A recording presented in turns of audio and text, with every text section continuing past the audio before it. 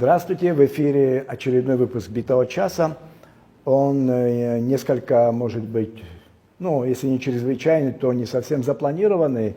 Просто я почитал, что опять не получились почему-то по разным причинам дебаты кандидатов в вице-президенты Абхазии, поэтому я предложил Алхасу Джинджоле, одному из кандидатов в вице-президенты, сделать передачу. Если ваш оппонент будет готов встретиться в таком формате, я с удовольствием это тоже сделаю. Спасибо, что пришли, Алхас.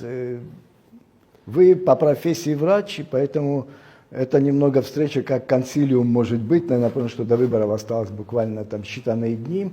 Вообще, как кампания проходит с этой точки зрения? Ну, во-первых, спасибо вам, что пригласили, Ибрагим. Ну, если перейти сразу к делу, да. Кампания, конечно, не из легких, так скажем. Все с таким южным темпераментом проходит, на грани трагизма и пафоса. Но в большой степени, конечно, действительно с примесью трагизма и пафоса этот основной процесс проходит.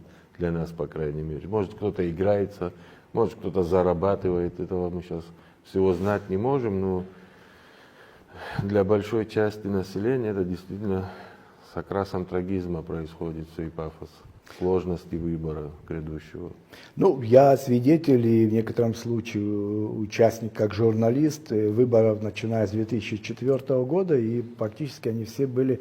Но эти выборы, конечно, беспрецедентные по многим параметрам. И по своему составу тоже он ознаменовал приход нового поколения, фактически. Вот ветераны войны, по-моему, только вот в качестве кандидата в вице-президента, вот основные кандидаты в президенты, там это все люди, которые уже, да, послевоенного поколения, так скажем. Но беспрецедентный он в том смысле, что такого, ну, инструментария появился, телеграм-каналы, боты и так далее, и так далее. Это грязь, это все там слухи и так далее, это все присутствовало в той или иной степени на всех выборах, которые были с 2004 года, но такого, как сейчас, не было. С чем это связываете? Ну, опять-таки, как вы правильно сказали, в первую очередь, конечно, расширился арсенал технологий, политтехнологий, так скажем. Снизился уровень ответственности за применение этих технологий. То есть как-то меньше стало совести, как-то стало больше денег, и все это, видимо, приводит к такой напряженной кампании, в которой не гнушается никто ничем. В общем, это, конечно, отвратительно для нашего во многом патриархального общества, живущего в таком своем мирке. И для нас такое вот нашествие этих технологий, конечно, это поразительное явление. Очень плохо на нас это, на всех действует, разрушающе действует на наш уклад жизни, на наши взаимоотношения.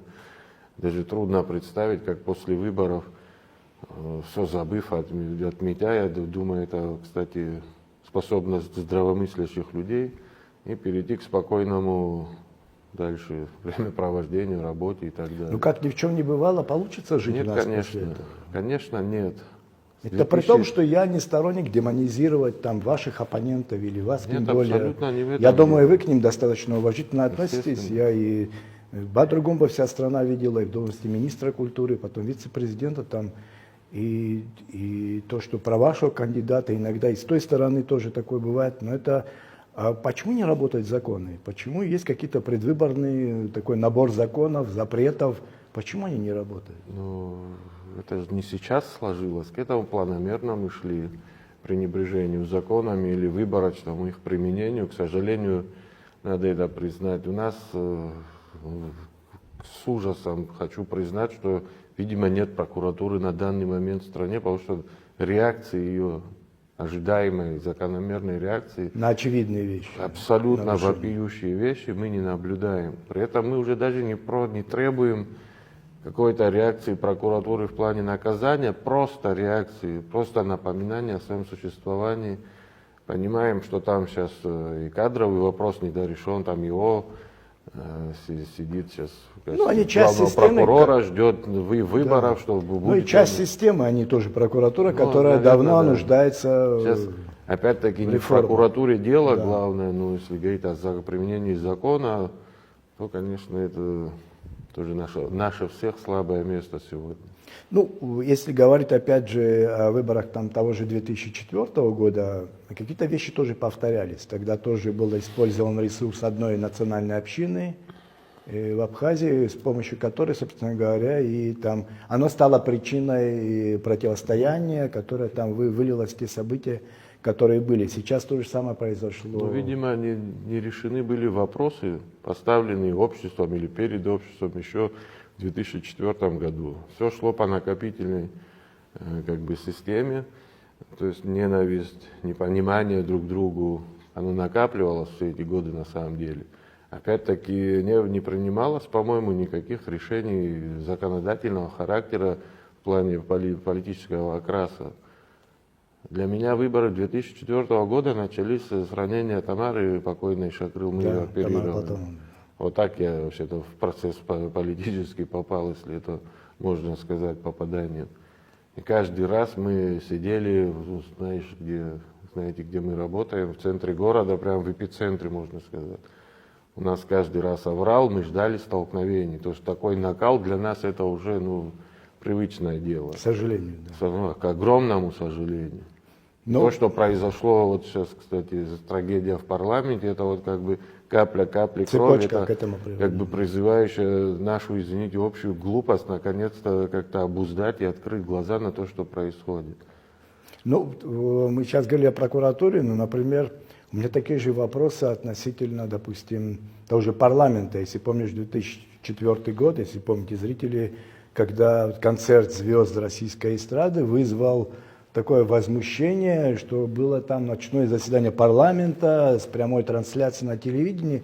То есть по сравнению с тем, что происходит сейчас, этот вояж министров российских в Абхазию, это вообще несопоставимый. Газманов и это сонма министров, которая уже побывала в Абхазии. Ну, очевидно, парламент, что может сделать в данном случае парламент? Чтобы парламент мог что-то сделать в данном случае, он должен был эту способность проявлять последние 3 года, как был избран. Он был во многом вынужден это сказать. Мне горько это говорить, потому что мы много усилий приложили в 6-м созыве для создания пресс-службы и внедрения в работу парламента вот этих методов открытости и гласности. В этом созыве, я не знаю, там, возможно, самый закрытый созыв. Реакция всегда запоздалая на события. Либо они участвуют в тех процессах, сейчас самый такой вопиющий, это был Пицунский вопрос.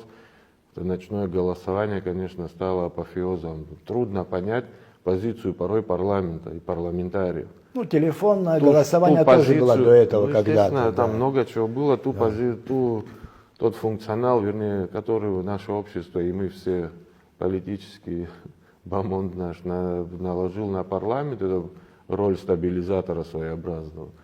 Ну, сейчас эту роль я не вижу, не ощущаю в нашей жизни. А на чем сейчас держится вообще вот этот какой-то баланс? Слава богу, еще никуда мы не рухнули. Я думаю, насилие. Если убрать все, что нанесло человечество со времен Каина и Авеля, все держится на насилии, к огромному сожалению. Мы становимся людьми, видимо, в одиночном. Человечество не эволюционирует, как сказал один ученый, эволюционирует отдельно взятый человек. То есть насилие, накопленное, вот этот потенциал сил и возможного насилия сдерживает обе стороны, или 3 стороны, или сколько бы их не было от разрушения. В то же время это послужило и спасительной чертой, потому что вот этот баланс именно силы, грубой физической силы, наверное, так точнее уточнить, назвать, наверное, вот этот баланс останавливал нас все эти годы, наше общество, от применения, кстати, силы государством против граждан или ведомств каких-то друг против друга, если помните, такое у нас бывало. И межфамильные, межобщинные, межэтнические все наши элементы подавлялись угрозой применения ответной силы. Грубо, но, возможно, это... У нас весь этот арсенал был как раз задействован на этих выборах. Я имею в виду и фамильное голосование, и фамильные кандидаты, так скажем. Сейчас это пришло к этому. Да, и это немного похоже на насилие, которое потом облекает в свадьбу, и типа получилась новая семья, ячейка общества. Но это насилие потом не приводит к созидательности, когда человек приходит к Но власти. не меняется же. На Как этой поменять сцене это? играли одну пьесу. Не меняется режиссер, не меняется труппа, не меняется сцена Сцена, сама. да. Соответственно, что вы ждете, каких изменений? Понятно, что сейчас, если иронизировать дальше, сцену мы не поменяем, наша страна остается для нас главной. Труппа тоже мало подвержена изменениям, потому что не то количество населения и не тот базис, из которого выбирать тех же политиков или банально грамотных специалистов, экспертов. Я думаю, труппа изменилась, но даже там тенденция По к возрасту лучшему. разве что. Да, но в смысле того... Режиссеры, к сожалению, остались те же. Да. Вот еще большая проблема. Ну, вообще, об отрицательном отборе прихода в нашу политику мы уже говорили. Вот у нас гости до вас, там и Тенгиз был, и Джопо, и там с Дауром Начкебе, с Тамас Кецба.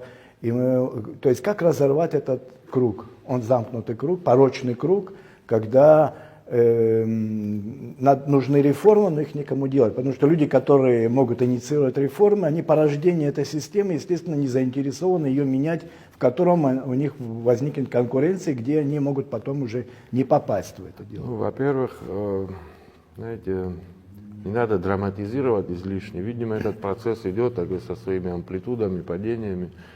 В какой-то момент общество достигает такого высшего расцвета политической-социальной, экономической жизни, потом идет обрушение, какие-то бездны, там, диктатуры и так далее, потом это опять все воссоздается. То есть мы, видимо, на стадии создания, воссоздания каких-то положительных политических моментов, я все-таки считаю.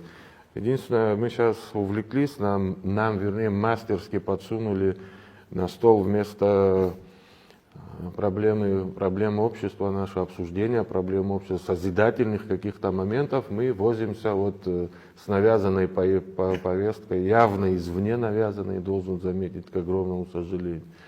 Сейчас что-то не слышно от критиков, избирателей, вернее, или как назвать, в адрес обоих кандидатов. В первом туре этот потихонечку эти голоса затихли относительно кандидатов. Где критики здоровые, где избиратели, требующие реформ, где избиратели, обсуждение программ, избирателей, которые группировались и предлагали даже различные. Нормальная дискуссия шла политическая между обществом и кандидатами, в хорошем смысле слова. Что-то требовалось от избирателей, ими что-то предлагалось даже. Это все мы откинули, мы занимаемся персоналиями, интригами. Не хочу сейчас опять перечислять, навязанной повесткой. Хас, у меня вот такой вопрос. Вот эти вояжи министров и то, что ты говоришь, вот извне бывает достаточно сильное давление, особенно ваш штаб испытываете, это очевидно для всех. В чем причина этого? Почему? Ну, очевидно же это, Ибрагим. Заинтересованность, понятно, что Российской Федерации в одном из кандидатов. Но я не думаю, что Российская Федерация. Какой-то части. Возможно, какой-то ее части, естественно. Я думаю, она в самом верху она заинтересована в стабильности и лояльности, которая была всегда у нас. Конечно, никак не комментировал глава государства российского эту ситуацию. Комментировал ее, насколько помню, из наиболее высокопоставленных чиновников. Это Сергей Владимирович, заявивший, что Россия примет любой выбор. Это традиционно так было. Ну а что должен заявить такого гранга чиновник? Естественно, о поддержке любого выбранного народом кандидата. Это нормально, это правильно и так далее.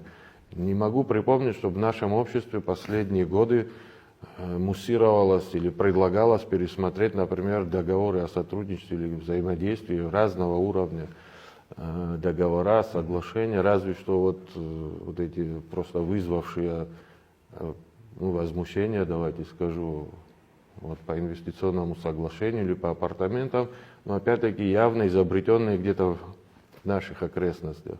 Что касается Российской Федерации, какого мнения она должна изменить отношение к вновь выбранному кандидату, мы не понимаем.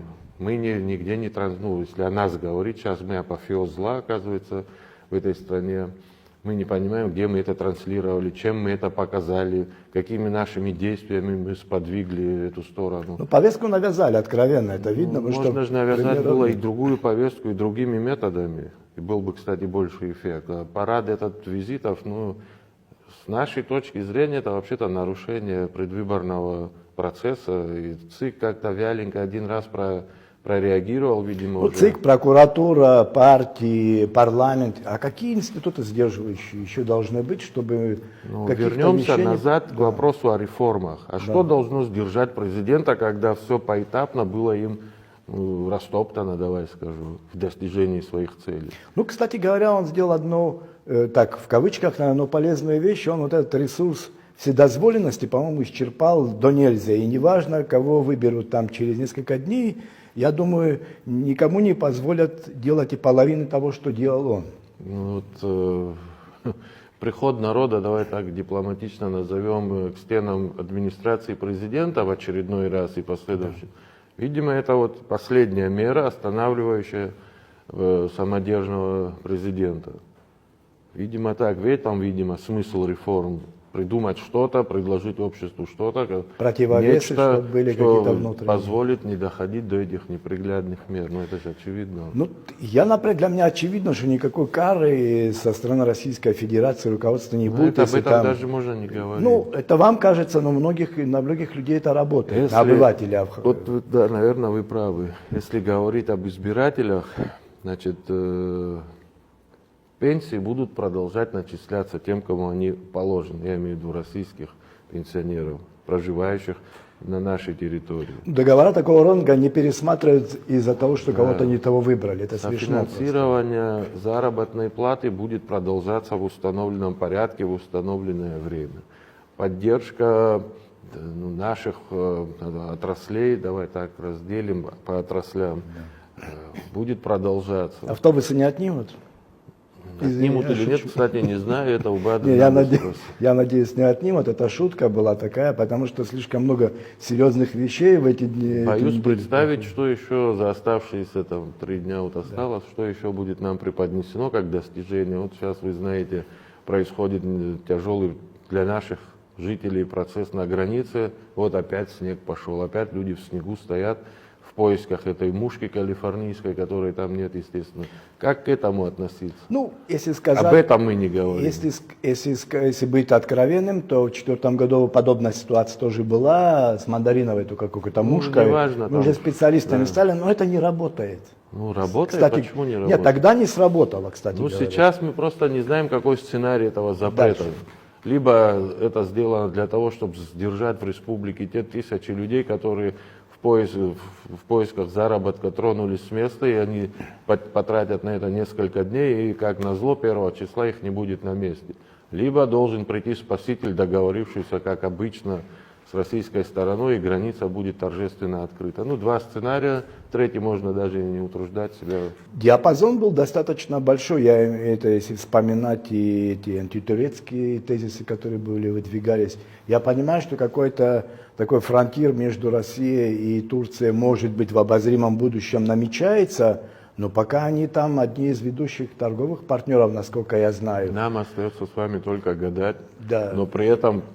Не, я извиняюсь, там даже обвиняли там кандидата в президенты Атгура о том, что учился в школе, которая там, ну, в турецкой системе. Послушайте, там дети почти На у тот всего момент правительства это было- в Москве, в Лондоне и в Америках и так далее живут. Это было на Это тот же момент смешно. единственное более-менее внятное, оборудованное, с хорошим уровнем образования, преподавания учебное заведение. А люди в поисках лучшего, конечно, не смотрели на вывеску там. Да, она турецкая, интернатского типа была, это не от Конечно. хорошей жизни многие туда Может, ходили. кто-то забыл описать окружающую жизнь того периода, что здесь у нас происходило. А то, что будет в будущем во взаимоотношениях России и Турции, нам приходится только гадать, надеясь на лучшее. Но наши граждане страдают, можно сказать, уже сегодня. Пострадали депутата парламента, лишили гражданства, Ливана Микава лишили гражданства, кому-то объявлено депортации по непонятным для нас совершенно... Да, с Барасом это кужба мотивам, такое да. произошло. Вообще, я думаю, кто бы не выиграл, вот через несколько дней, я думаю, он первым делом должен заняться именно вот этими вопросами лишения гражданства и вот проблемы с диаспорой. Потому Меня, что... знаете, немножко пугает то, что наши конкуренты, так скажу, ничего об этом не говорят внятного. Но вы гарантируете, что вы этим займетесь, если вдруг вы Нам не выиграете? приходится об этом даже говорить, потому что это Не, я люди, знаю, не для меня сочувствующие говорить, нам. я больше для зрителя хочу, чтобы вы... Сочувствующие нам люди, чего греха таить. А для нас мы замечаем эти параллели, мы ведь не должны забывать, почему случилось 15 ноября. Предыдущий президент не гнушался этим сообщением на соседнюю сторону. Я это не говорю о каких-то голословных вещах. Меня это лично коснулось. Меня на границе выволокли с реанимобиля. Мы сопроводили больного в Краснодар, вернулись.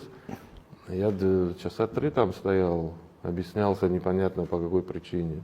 Потом мне объяснили так намеками, ну вы там у себя разбираетесь. Это случалось со многими до 15 ноября, повторяю. Со мной тоже случалось. Ну, знаете, о чем я говорю. То есть эти сюжетные линии, они, понимаешь, меня что пугает? Они начались тогда, и они не прекратились даже на время выборов. Слушайте, плохие, хорошие наши граждане, первое, это наши граждане. Вы объясните нам, в чем их грехи, что ли, в чем неправильность их поведения или высказывания. Абхазская сторона должна решить, как с ними поступить. Если есть вообще состав преступления. У нас сразу ищут состав преступления. Главное, был бы человек, найдется состав.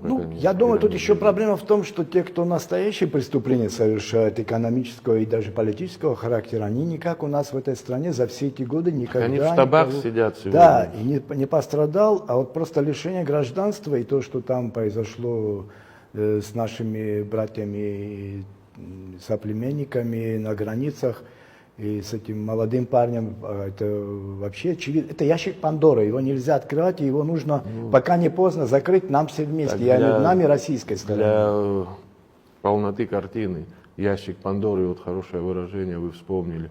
В этот наш маленький мирок, худо-бедно как-то он был сбалансирован.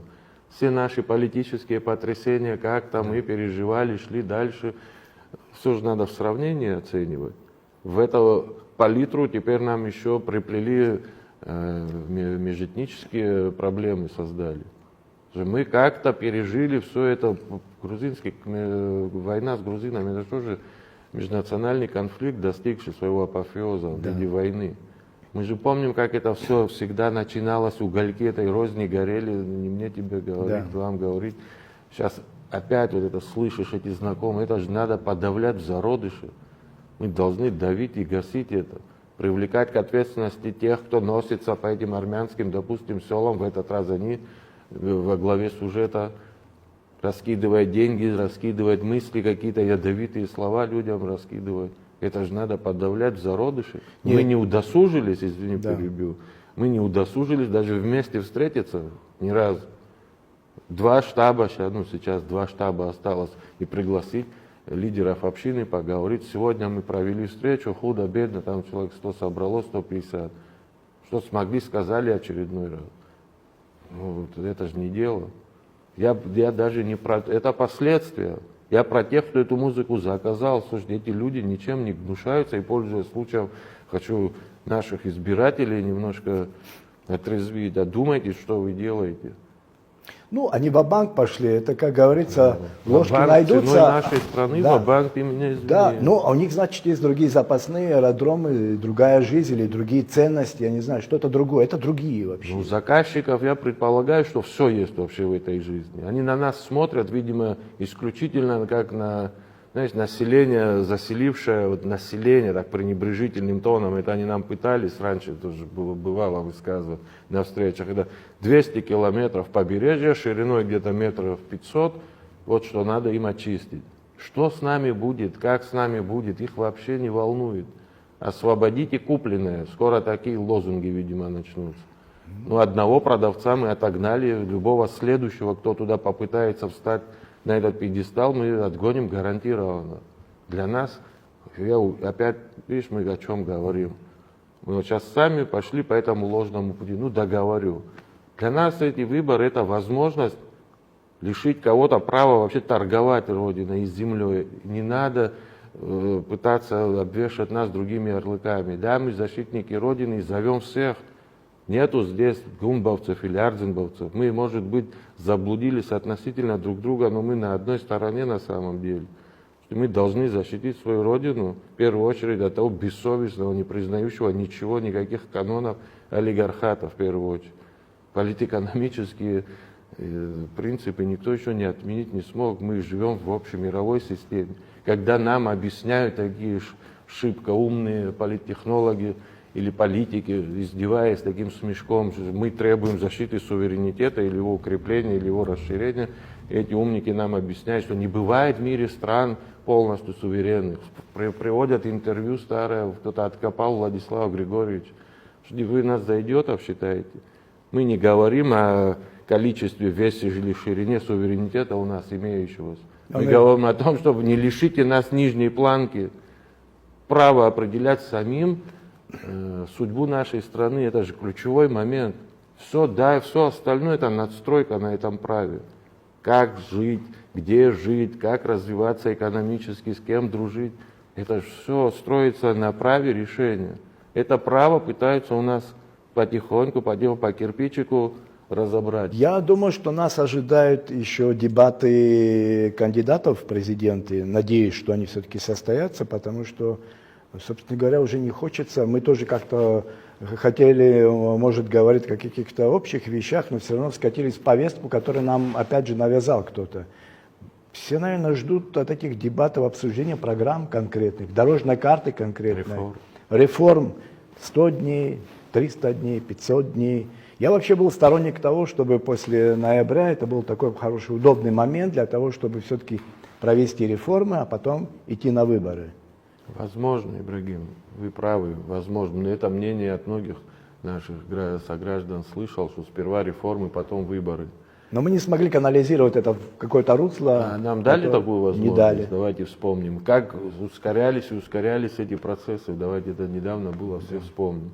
Хорошо, пошли по тому пути, пока по Верхней Чегемской пошли дороги. Да, мы часто эту фразу сегодня вспоминали тоже с Это друзьями. не мешает абсолютно, тем не менее, проведению реформ.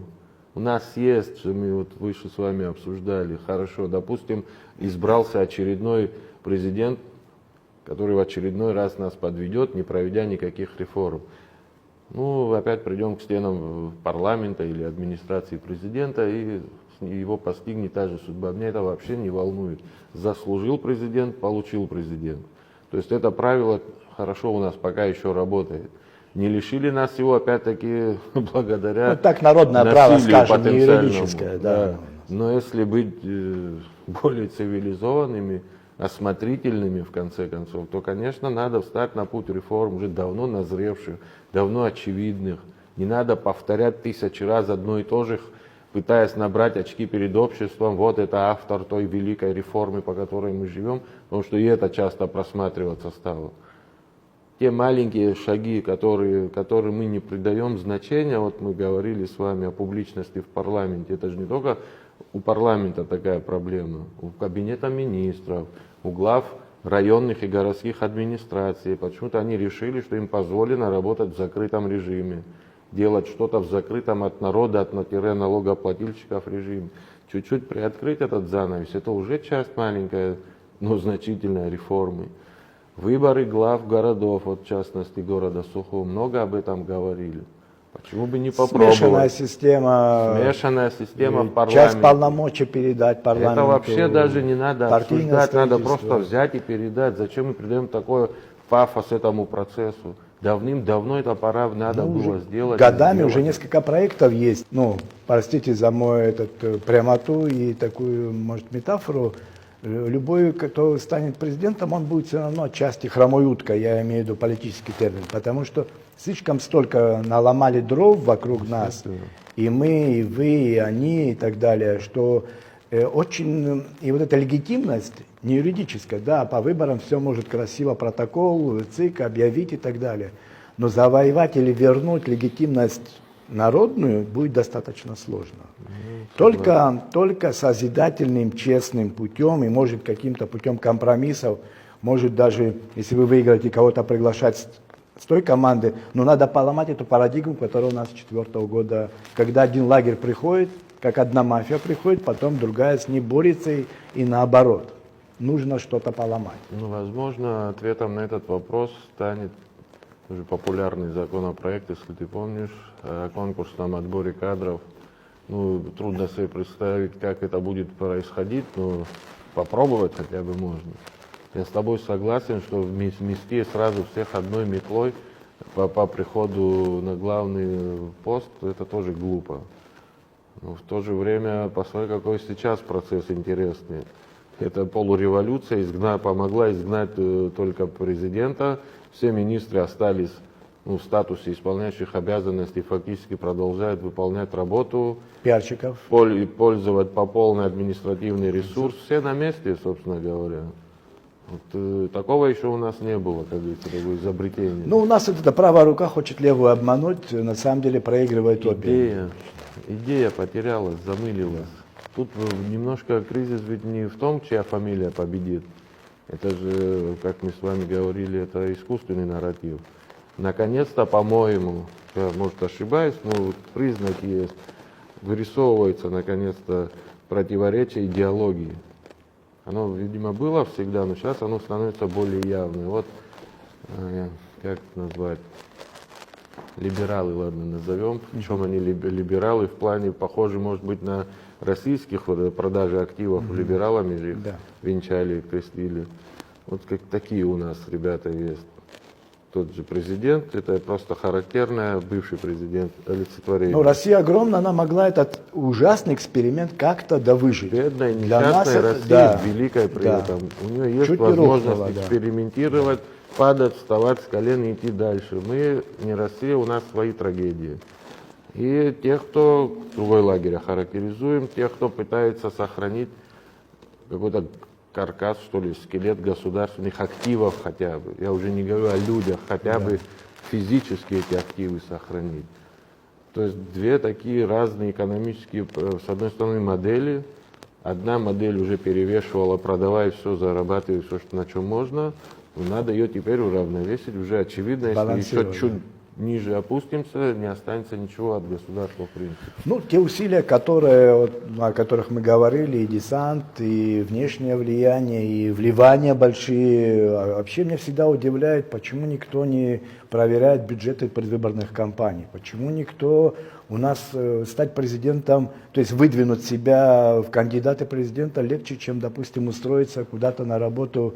Я сомневаюсь, что к вам в больницу можно попасть там без диплома, без опыта и так далее, и так далее. У нас тут 2000 человек типа подписались, и ты стал кандидатом. И это все очень странно. С другой стороны, я понимаю, что вот такого трамплина, чтобы стать политиком или заявить себе как политик, у нас не осталось возможности, кроме как вот стать кандидатом в президента и так засветиться. Потому что в парламент там тоже свое прохождение туда достаточно странное и давно уже... На примере, опять-таки, парламента скажу, в данном сейчас буду говорить только потому, что я проходил это уже. Да. Про выборы в парламенте, работу в парламенте. Мы пытались в конце провести утверждение цензов по выборам в депутаты парламента. Не удалось, кстати, там часть только принят. Вот если о них говорить, и это тоже, повторю, часть можно назвать реформой большой. Этот человек должен быть определенного возраста, с определенным трудовым стажем, обязательным высшим образованием, со службой в армии, с основами знания Конституции, госустройства. Языка-то уже, может быть, в какой-то степени. Даже не обсуждать, само собой, еще кое-чего. Слушайте, человек должен пройти это хорошо, он подделал себе военный билет, диплом и так далее, метрику подделал, но это же он должен хотя бы сделать, тут хоть какие-то фильтры озвучены. Сейчас описывать не буду, вы прекрасно знаете, как сейчас. Вот я хочу стать депутатом, фамилия большая, денег столько, можно пойти. Дети говорят, мы хотим стать депутатами. Да. Это же ужас вообще. Мы до чего извратили вообще наше общество. Мы все виноваты в этом, все вместе. Вот здесь уже точно круговая порука в ответственности за это все. Когда крестьянин, живущий в селе, где-то далеко, находящийся вообще от этих политических процессов, заявляет, мой голос стоит столько-то, и чтобы оба, это чума кошмар, на оба конечно. ваших дома, как говорится. Это дно вообще. Завтра что будет с такими избирателями, как сложится судьба человека, который по такому принципу избирает политика, определяющего его жизнь на ближайшие годы. Ну, есть зависимость между тем, как ты голосуешь и как ты живешь. Не все это понимают, но на самом деле это как закон Обратно всемирного это так. тяготения, оно объективное. К сожалению, так. Нам надо заканчивать эту передачу. Я надеюсь, что за эти дни более конструктивный характер примет и дискуссия между вашими штабами. Я скажу честно, я не ходил на первый тур выборов, я об этом и публично заявлял, потому что выборное законодательство, оно просто, я считаю, алогичное, оно вредно, оно токсичное, и оно поэтому приводит к тому, что мы выбираем таких депутатов. Я не про всех, естественно, говорю, там есть полно деятельных, порядочных и умных людей, болеющих за страну. И также формируется правительство и так далее, и так далее. Но тот накат, который сейчас пошел, он просто, это, наверное, абхазская черта, он не может не вызвать какое-то сопротивление вот внутреннее. Поэтому я пойду на выборы. Я не буду говорить, как я буду голосовать, это мое личное право, но я призываю все-таки всех людей, которые не пошли на выборы, пусть, как считают нужным, голосуют, в том числе против всех или за кого-то, но надо сделать свой выбор, потому что здравый смысл должен как-то сопротивляться главное, абсурду, свидетелями которого мы стали. Конечно. Здравый смысл вообще главное наше оружие, отправная точка. В свою очередь, если мы завершаем этот выпуск твой, да, хотел бы, знаешь, по нескольким компонентам сказать. Что касается межэтнического мира, я бы такой лозунг выдвинул. Оставьте наш мирок в покое, мы сами тут разберемся. Что касается реформаторов, то жаждущих реформ, так их назовем, то даже вот этот процесс, идущий последние месяцы-недели, показывает явно, кричаще, что нужно реформировать еще. А то мы все увлеклись полномочиями президента. Избирательное законодательство, я думаю, нуждается в реформировании. Паспортная система наша нуждается в реформировании. То есть много компонентов стали очевидными, которые нужно и необходимо решать. А что касается вообще выборной кампании, то, как мы говорили, может быть, если искать плюсы, наконец-то спор идеологии, наконец-то определяется, что-то выкристаллизовывается. А что касается общего, конечно, посыла, я надеюсь, что все пройдет в спокойной, законной обстановке. Наше население немножко осознает. Главное, я вот сегодня призывал на встрече не голосовать, руководствуясь эмоциями.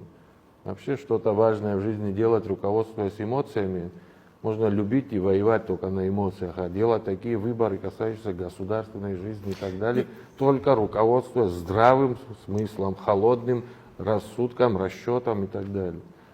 И если кого-то прислушиваться, то прислушаться надо голосовать, может, за детей, за наших, за внуков, прежде всего, а потом за нас во голосовать. многом, если не все в этой жизни мы делаем ради будущего.